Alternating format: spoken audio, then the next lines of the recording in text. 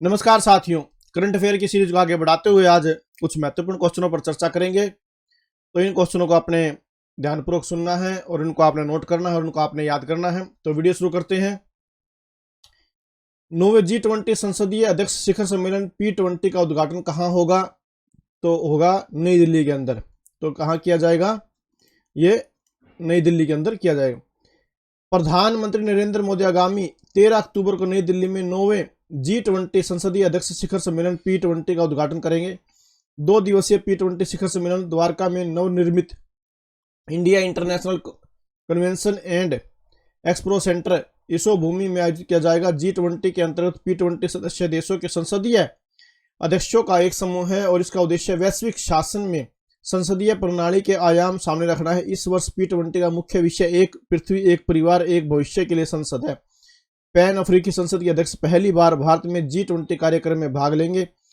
सम्मेलन से पूर्व 12 अक्टूबर को पर्यावरण के जीवन शैली विषय पर एक कार्यक्रम आयोजित किया जाएगा। भारत की प्राचीन और सहभागी लोकतांत्रिक परंपराओं को उजागर करने के लिए शिखर सम्मेलन स्तर पर मदर ऑफ डेमोक्रेसी नामक एक प्रदर्शनी भी आयोजित की जाएगी।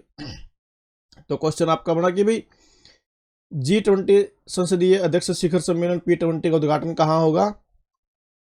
नई दिल्ली के अंदर होगा। 13 अक्टूबर को यह किया जाएगा।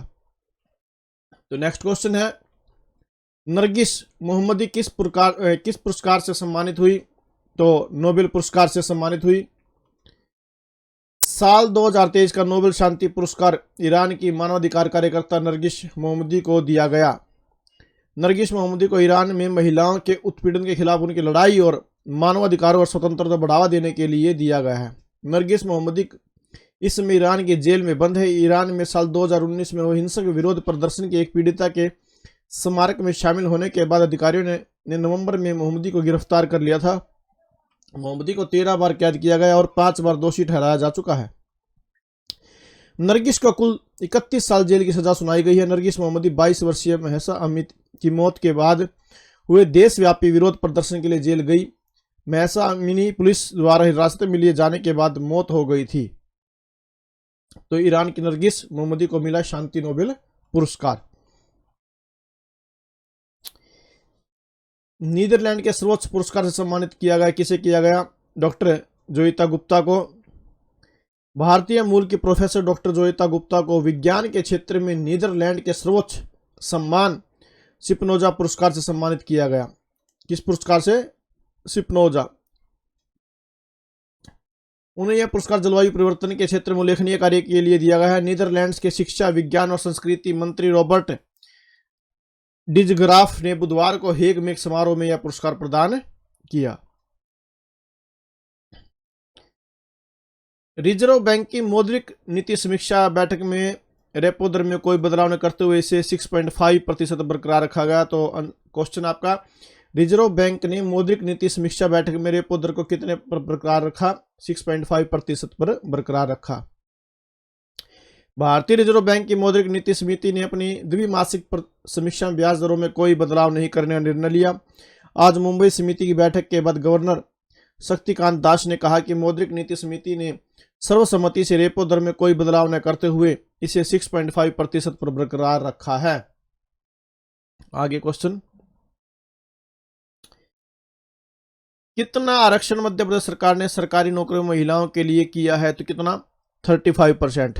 कितना किया है? 35% किया है। मध्य प्रदेश सरकार ने वन विभाग को छोड़कर सभी भर्तियों में महिलाओं के लिए 35% आरक्षण उपलब्ध कराने की अधिसूचना जारी कर दी है। राज्य में महिलाओं को 35% आरक्षण देने के लिए मध्य प्रदेश लोक सेवाएं नियमावली 1997 में संशोधन किया गया है। अधिसूचना के अनुसार सीधी भर्ती की स्थिति में वन विभाग को छोड़कर महिलाओं को राज्य के सभी पदों पर 35% आरक्षण मिलेगा। मुख्यमंत्री शिवराज सिंह चौहान ने हाल ही में पुलिस और अन्य सरकारी नौकरियों में 35% रिक्तियों पर महिलाओं को भर्ती करने की घोषणा की है। पंचायत और शहरी निकायों के चुनाव में महिलाओं को 50% आरक्षण देने वाला मध्य प्रदेश पहला राज्य था। 50% आरक्षण देने वाला। राज्य में पुलिस में महिलाओं की भर्ती के लिए 30% आरक्षण था। महिलाओं के नाम संपत्ति के पंजीकरण पर भी छूट दी जाती है। राज्य में कुल 5 करोड़ 60 लाख मतदाता है, जिनमें से 2 करोड़ 72 लाख महिलाएं हैं। तो यहाँ पर जो नौकरियों में है महिलाओं को 35% आरक्षण देने की घोषणा कर दी गई है। तो आगे है कि भी देश के नागरिक अब सरकार द्वारा जारी कोई भी पहचान प्रमाण पत्र और निवास प्रमाण पत्र देकर ड्रोन पायलट बन सकते हैं। भी सरकार द्वारा जारी पहचान प्रमाण पत्र, सरकार द्वारा जारी निवास प्रमाण पत्र यानी कि voter ID, ration card, driving licence को अब स्वीकार किया जा सकता है।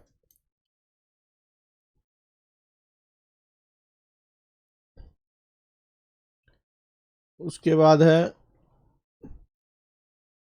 बिहार सरकार ने न्यायिक सेवाओं और लॉ कॉलेजों में ईडब्ल्यूएस के लिए 10% आरक्षण की घोषणा की है। जो ईडब्ल्यूएस कैंडिडेट है उनके लिए 10% आरक्षण की घोषणा की है। बिहार सरकार ने राज्य की न्यायिक सेवाओं, सरकार द्वारा संचालित लॉ कॉलेजों और विश्वविद्यालयों में आर्थिक रूप से कमजोर वर्गों ईडब्ल्यूएस के लिए 10% आरक्षण की घोषणा करके एक महत्वपूर्ण कदम उठाया। यह घोषणा राज्य के जाति सुरक्षण डेटा जारी होने के तुरंत बाद आई है। मुख्यमंत्री नीतीश कुमार की अध्यक्षता में हुई कैबिनेट बैठक के दौरान इस आरक्षण को लागू करने के फैसले को मंजूरी दे दी गई है। राज्य न्यायिक सेवा 1951 के दिशा निर्देशों में संशोधन से न्यायिक सेवाओं के साथ साथ राज्य संचालित कानून संस्थानों और विश्वविद्यालयों में ईडब्ल्यूएस श्रेणी के लिए 10% आरक्षण की सुविधा मिलेगी। जो ईडब्ल्यूएस कैंडिडेट है उनको 10% का आरक्षण उनकी सुविधा दे दी गई है। आगे क्वेश्चन है, दिल्ली सरकार ने वायु प्रदूषण से निपटने के लिए ग्रीन वॉर रूम लॉन्च किया है। तो क्या है ये? दिल्ली सरकार ने 3 अक्टूबर 2023 को ग्रीन वॉर रूम लॉन्च करके वायु प्रदूषण के खिलाफ लड़ाई में एक महत्वपूर्ण कदम उठाया है। कब किया है? 3 अक्टूबर 2023 को ग्रीन वॉर रूम, वायु प्रदूषण पर रोकथाम लगाने के लिए।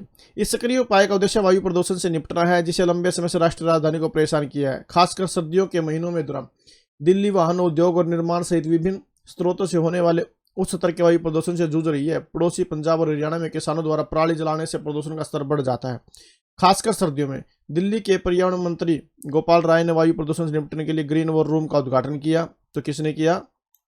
पर्यावरण मंत्री गोपाल राय ने ग्रीन वॉर रूम को ग्रीन दिल्ली ऐप नामक मोबाइल एप्लीकेशन के साथ सहजता से एकीकृत किया गया। ग्रीन वॉर रूम का प्रबंध वैज्ञानिक और इंजीनियर की 17 सदस्यीय टीम द्वारा किया जाता है। यह एक एकीकृत मंच के रूप में कार्य करता है जो 28 सरकारी विभागों को जोड़ता है और नागरिकों को ग्रीन दिल्ली ऐप के माध्यम से प्रदूषण से संबंधित शिकायतों की रिपोर्ट करने की अनुमति देता है। ऐप पर प्राप्त शिकायतों की समीक्षा केंद्र सरकार, दिल्ली सरकार और दिल्ली नगर निगम MCD से सभी संबंधित विभागों द्वारा संयुक्त रूप से की जाती है। खेल से जानकारी। होंगचोउ एशियाई खेलों में भारत ने 22 स्वर्ण, 34 रजत, 39 कांस्य सहित कुल 95 पदक जीते। पुरुष हॉकी में भारत को स्वर्ण पदक, यानी कि पुरुष हॉकी जो उसमें भारत को स्वर्ण पदक मिला है। विश्व सेरेब्रल पॉलिसी दिवस मनाया गया। विश्व सेरेब्रल पॉलिसी, वैश्विक स्तर पर सेरेब्रल पॉलिसी का लोगो परिवार और समुदाय पर पड़ने वाले इसके प्रभाव प्रकाश डालता है। हर साल 6 अक्टूबर को मनाया जाने वाला, कब मनाया जाने वाला? 6 अक्टूबर को विश्व सेरेब्रल पॉलिसी दिवस कब मनाया जाता है? प्रतिवर्ष 6 अक्टूबर को मनाया जाता है। यह दिन CP के बारे में जागरूकता बढ़ाने, स्थिति से पीड़ित लोगों का समर्थन करने, उनका समाज में समावेश और उन्हें समझने के लिए एक मंच के रूप में कार्य करता है। सेरेब्रल पॉलिसी से प्रभावित बच्चों और वयस्कों को अक्सर ऐसी चुनौतियों का सामना करना पड़ता है जो समाज में उनकी पूर्ण भागीदारी में बाधा डालती है। यह दिन सेरेब्रल पॉलिसी ग्रस्त लोगों के बारे में अधिक जागरूकता, समझ और समर्थन की आवश्यकता पर प्रकाश डालता है। 2023 में विश्व सेरेब्रल पॉलिसी दिवस का विषय टुगेदर स्ट्रॉन्गर है। सेरेब्रल पॉलिसी एक मस्तिष्क विकार है जो मुख्य रूप से बच्चों को प्रभावित करता है। जो इस टाइप के बच्चे हैं उनके लिए ये दिवस मनाया जाता है। 6 अक्टूबर को ये मनाया जाता है। तो आज के कुछ ये महत्वपूर्ण क्वेश्चन थे, इनको आपने नोट करना है और इनको आपने याद करना है। तो अगर आपको जानकारी अच्छी लगी तो प्लीज़ आप वीडियो को लाइक करें और अधिक से अधिक शेयर करें और चैनल को सब्सक्राइब करें। Thank you very much.